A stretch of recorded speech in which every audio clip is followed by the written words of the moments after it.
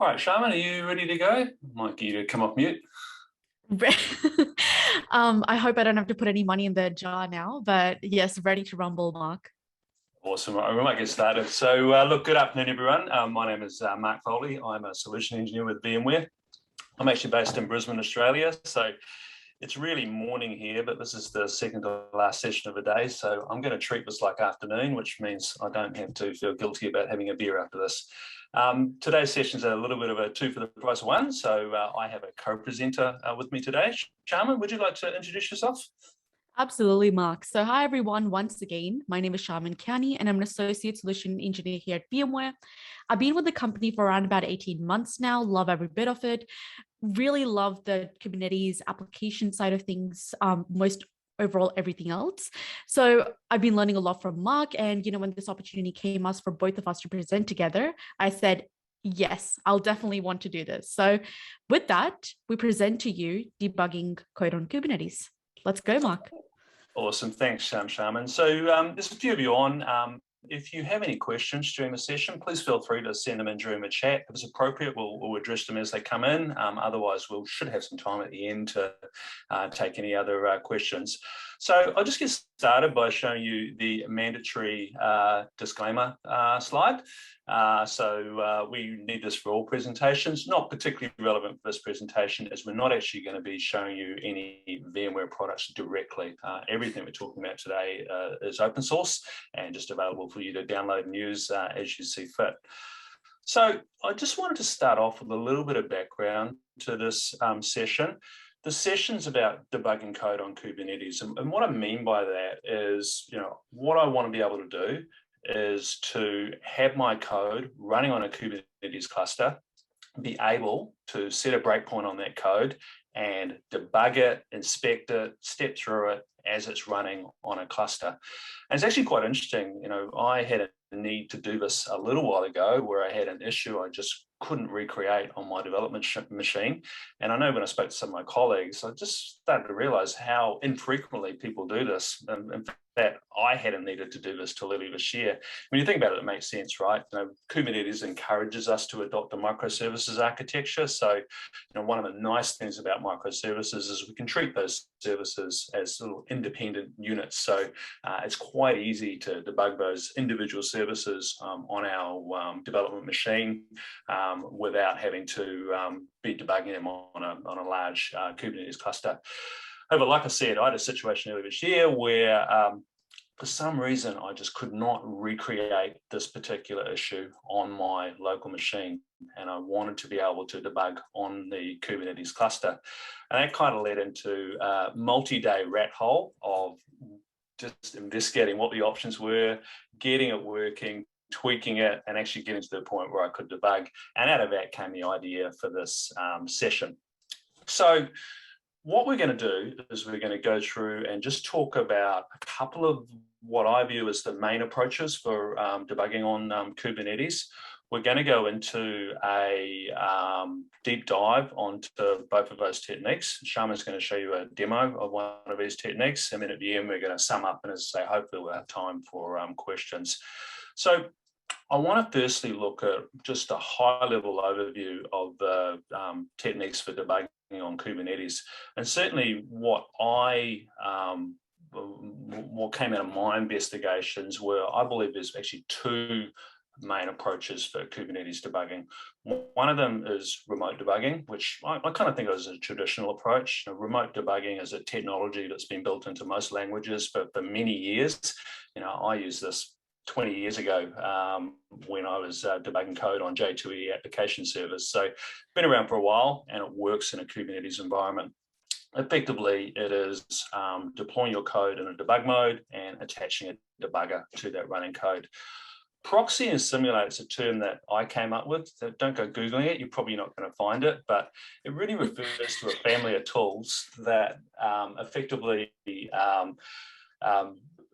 intercept the calls to your Kubernetes services and redirect those calls to your development machine. And then on the development machine, machine allow you to simulate a Kubernetes cluster environment. So it's kind of best of both worlds, right? Your code's running on your local machine, but it's interacting with all the Kubernetes services. There's a number of different tools that provide this type of approach, all of them slightly different, but at a high level, that's what they all do.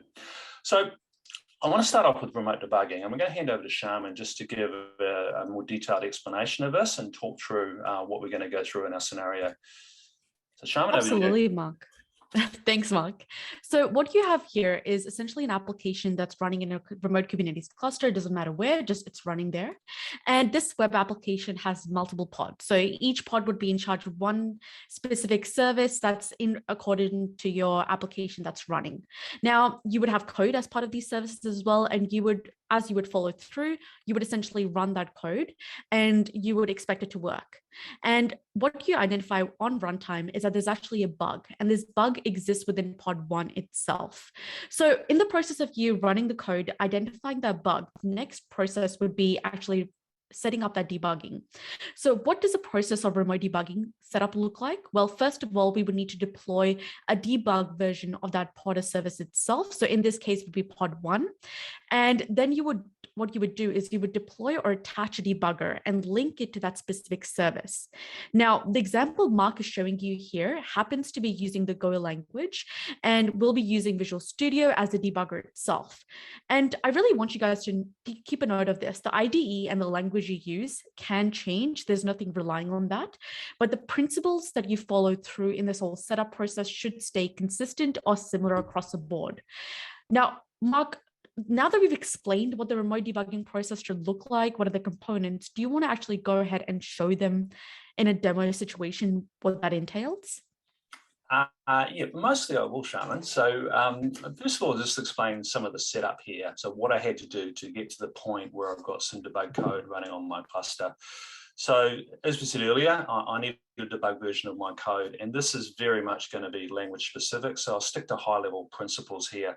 So I'm using Go. I have my production Docker file here, which has a build and a startup command. And because this is a compiled language, I'm going to need to change both of those things. So as a general principle, pretty much all the compiled languages I'm aware of, when you want to debug, you're going to need to change the build process to include things like debugging symbols, make sure the code is able to run in debug mode. So, you know, C, Go, things like that, the build step process is going to have to change. The other thing you're going to have to do, which is pretty much universal, is change the startup command. So we're going to need to instruct our code to start in debug mode. And also we are going to need to provide some parameters that effectively tell all the debugging components which port to listen on for the connection from the debugger. So as I say, this example is Go, but those high level steps are pretty much going to be universal. So first step, right, we obviously need to rebuild our container to make sure it's got all the debug code in it and it's running in debug mode. The next thing we need to do is deploy that container into our Kubernetes environment. So the way I've chosen to do this is I have my production deployment here, and then what I've done is I've copied that and I have a modified deployment to deploy my debug code. Now, the obvious thing I need to change is obviously I need to deploy the debug version of my container. That's step one.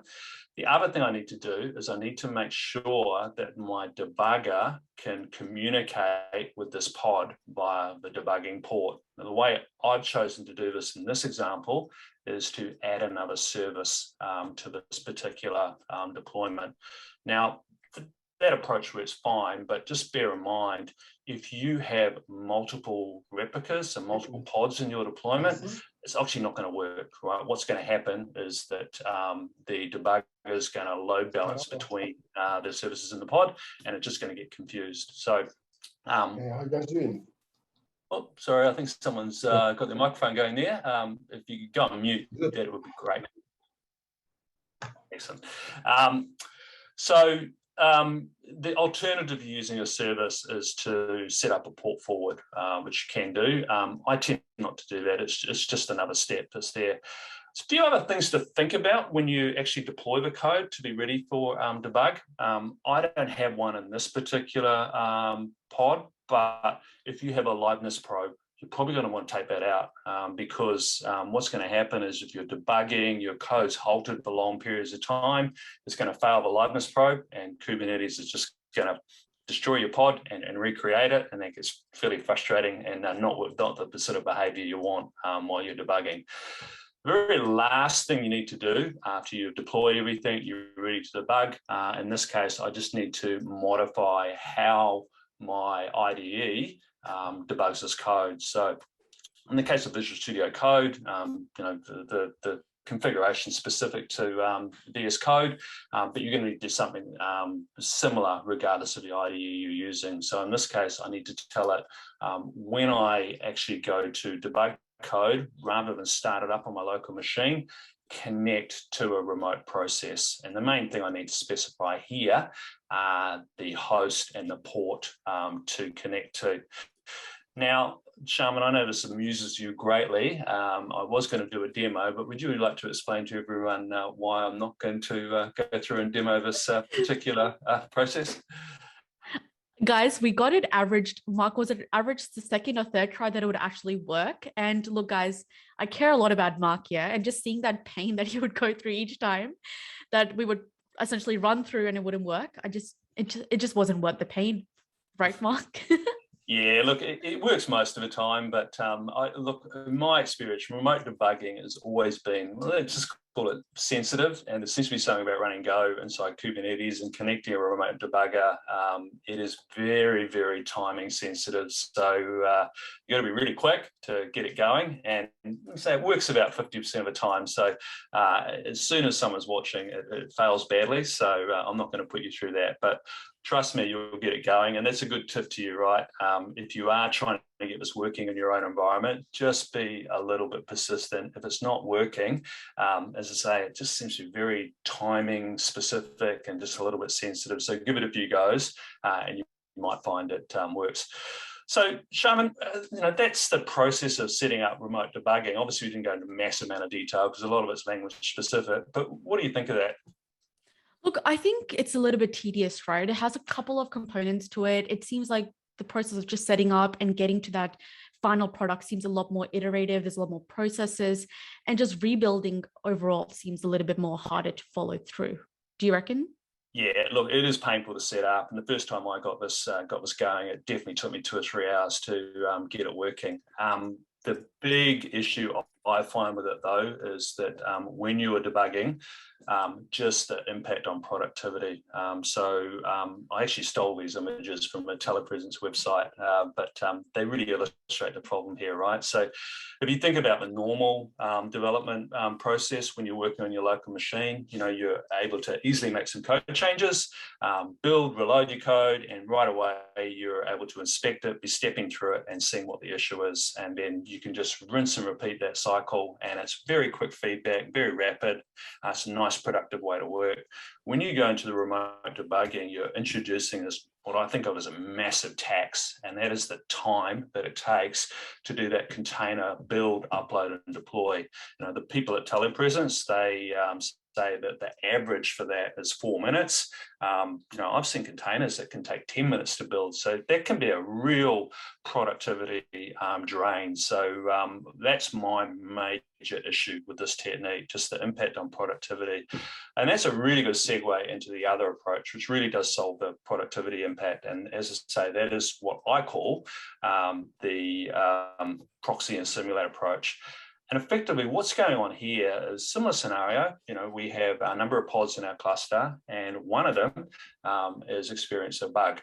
So rather than deploy a debug version of our code, we are going to use a proxy and simulate tool, and we are going to intercept the traffic to and from that particular pod and redirect it to a process running on our local machine.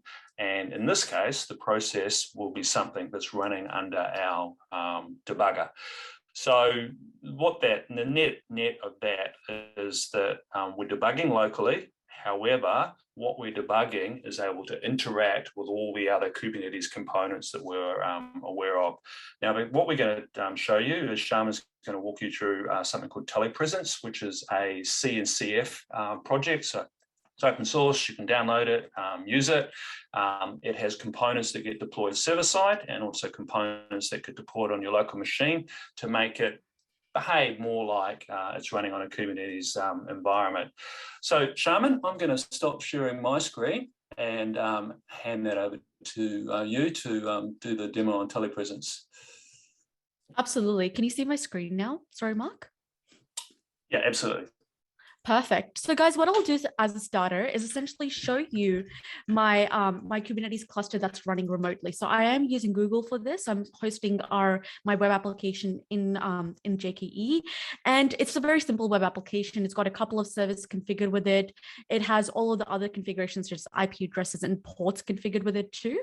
Now I'm going to go ahead and run telepresence present status. And look, guys, if I spell anything wrong, just hold with me too. You know how demonstrations go. But in this scenario, what we can see is that telepresence, the root and user daemon are running, but they're not connected. And by connected, what I mean is that it has identified that there's a context, but it hasn't created that connection between my local workstation where I have telepresence installed and running, and the remote Kubernetes cluster, which actually hosts my web application itself. Now, before I go ahead and actually connect that service across, I just want to show you, I've got my the front end web application, so the service itself running in it's referencing Python code running in Visual Studio. And this is the front end of my web application itself, just so that you're familiar with it. What I will do now is I'm going to go ahead and run telepresence connect. It's a very seamless process to follow through. What it does is identifies the context that I have configured on my local workstation. And once it identifies that context, it essentially sets up the networking, DNS rules, all of that it needs to configure at the backend. And it essentially creates a tunnel across from my local workstation over to that remote Kubernetes cluster now. You can see it was a very fast process. It gives me a thumbs up as well. So now that I know that it's actually running and everything is going well, what I'll do now is I'm going to go ahead and have a look at all of the services that I can intercept traffic for. Mark may have mentioned the word intercept, and the word intercept means that I'm essentially creating a rule that specifies that for any of these services, I want you to go ahead and intercept traffic for. So if I'm going to intercept traffic for the first service here, which is my data processing service and the front end for my web app. So I'm going to go ahead, intercept data processing service on port 3000. And what it will do is essentially go ahead and install a proxy or sidecar agent against that remote Kubernetes service. So data processing service in that remote Kubernetes cluster. And it's going to instead bidirect any traffic for that service over to my local workstation, which is my machine. And that way that my workstation is essentially teleported into that remote Kubernetes cluster. And it makes me feel like, or simulates the approach of me being part of that cluster. And I can see how, if I make any code changes, what would be the result of those code changes as well, or just the changes in general. So now that I have established the connection, I have intercepted traffic for that first service itself, I just want to go ahead and have a look at, has it successfully created it? And from telepresence list, I can actually see that it has successfully created that intercept and everything is good to go now. Now, instead of all the traffic going there, it's going to be bidirected over to my local workstation. So if I go here, I can see that I have set the default color to green. And what that means is that the title here for my front end of my web application and the blimp here, if I reload this, should be actually green. So I'll go here, I'll run and debug the code. I'll go ahead and run it. And once I run, and I go back here, so it fires up that Python server there. And if I reload this, you should see that that change is quite instantaneous. It's very fast to see what happens as a result of this too.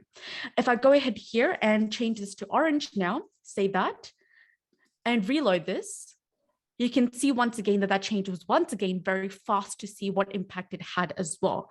And that's one of the main benefits of telepresence. It's usually really fast to set up and really fast to see what changes I make, what a result of that too. Now, what if I go ahead down here and I actually put a breakpoint? So just as I would with debugging, if I was to was to be debugging code. Essentially with Visual Studio, I would go ahead and put breakpoints. And if I go ahead and save this, and if I reload this, it's now redirected, or it springs back to this breakpoint in Visual Studio. And it tells me, look, I have run the code up till this point. This is all of the variables, everything that's involved. So now what we can do as a result of this is start understanding, okay, where the issue lies. What is the result of the bug itself? What can I do as a process to essentially see what I can fix so that I can get to that bottom code? So just as I would that, I've shown you the process of essentially going through, finding the issue, running the debug, putting the breakpoints. I'm just going to stop that. And I'm going to actually divert back to the presentation itself now. Just one sec. So I'm going to go back here, and I'm just going to put this in presentation mode too. So you saw the process, right? You saw how easy it was for me to run telepresence, connect over, intercept traffic, whatever I need. And it was very easy for me to go ahead and actually set up the whole process and start debugging my services. It was very easy for me to see, what would be the return on me debugging that too. And if I compare that to remote debugging itself, remote debugging is a lot slower. You saw how much pain Mark was in. He had a lot more components at play to actually see what the benefits would be or what the return would be if he was to make any changes, as opposed to the proxy and simulate or telepresence, which is a lot more faster. Now, Mark, what are some of the other changes that you would observe if you were to compare both remote debugging and telepresence? Yeah, thanks, Shaman. So yeah, as you say, look, the remote debugging is painful to set up, and it's per object set up. So each object that you want to debug, you're going to need to go through that process of building a debug version and deploying it. I will point out there are tools that can automate this process. So there's a Microsoft open source tool called Draft that I have used. That is actually quite nice. And what that will do is automatically build a debug version of your code.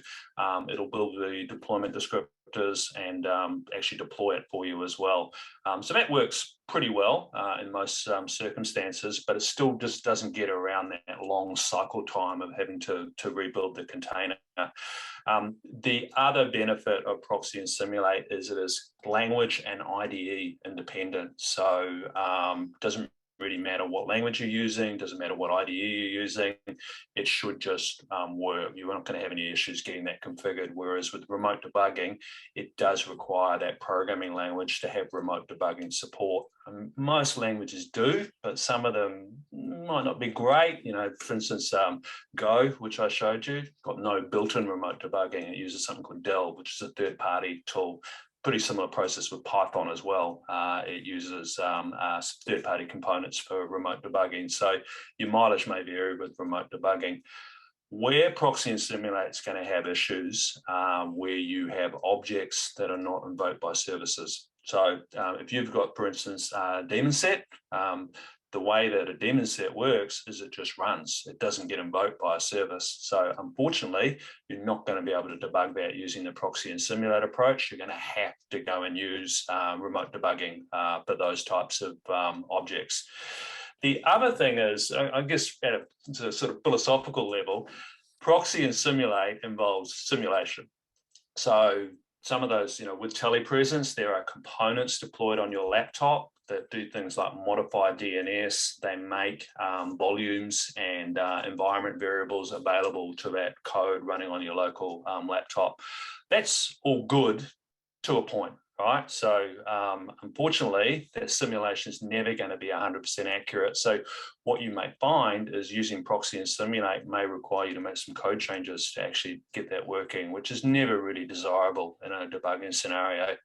The other thing is there are certain scenarios that you just can't recreate using proxy and simulate. The most common one of these is multi-container pods. So if you've got multiple containers running in a single pod and those are interacting and you want to be able to debug that interaction, unfortunately, that's just plain not going to work in proxy and simulate. Well, you may find a way, but I certainly haven't been able to get anything going. And for those sort of scenarios, I've had to go back to remote debugging. So, as I say, that's a quick run through of the pros and cons of those different approaches. Shaman, what do you recommend as the best approach? Thank you so much, Mark. And I would recommend, so having looked at both of those approaches and gone through the process as well, I would recommend starting with the proxy and simulate. So having a look at telepresence to essentially start off and go through and start debugging process. It's very efficient. It's very counterproductive as well, or productive essentially. And it's been designed in such a way that you can run it with small to medium to large teams as well. It's very collaborative in its approach too. And to a certain extent, it does fulfill the ability to, cover a lot of objects out there with Kubernetes. Now, it's one approach. There are quite a number out there too. So see which one fits for you, which one suits your perspective or your needs too, in starting it off. But look, there are some situations, and Mark just told you about them, where it doesn't really fit the need or it doesn't really hit the nail. And for that reason, you might want to move over and use remote debugging in those situations, and it does fulfill, or it does cover a lot of those objects out there. It's just a little bit more nitpicky to essentially set up. But in saying that, you can also automate the remote debugging process. And Mark mentioned a couple of these too in his conversation, which is draft, scaffold debug, and there are others. So this presentation was really to give you an idea of both of these. I would highly recommend there's tutorials out there, there's practice demos. Have a look and see what they entail and start utilizing them and getting other people on board too.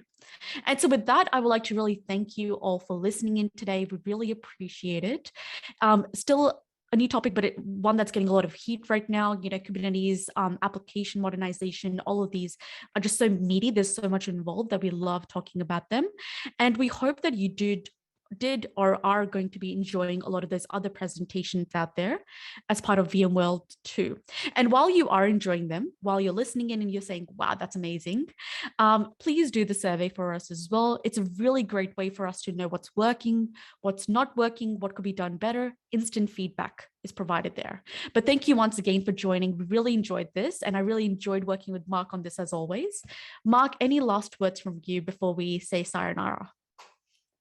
No, thank you, Shaman. That was great. You're right on time. So we did allow a few minutes for questions there. So we'd be happy to take any questions now. If anyone wants to come off mute and ask them, we've got another 4 minutes, or please feel free to come in on the chat.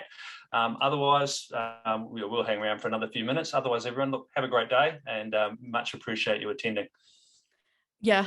Is it time for the beer now, Mark? I'll give it 3 more minutes. Thank you, everyone. Thank you, guys. Excellent, everyone. Well, look, thank you all for your time. I think we are pretty much coming up to the hour now. So I think Shaman and I will sign out so we can get to the last session of the day. Have a great day, everyone. And hopefully we'll see you next year in person, which would be great.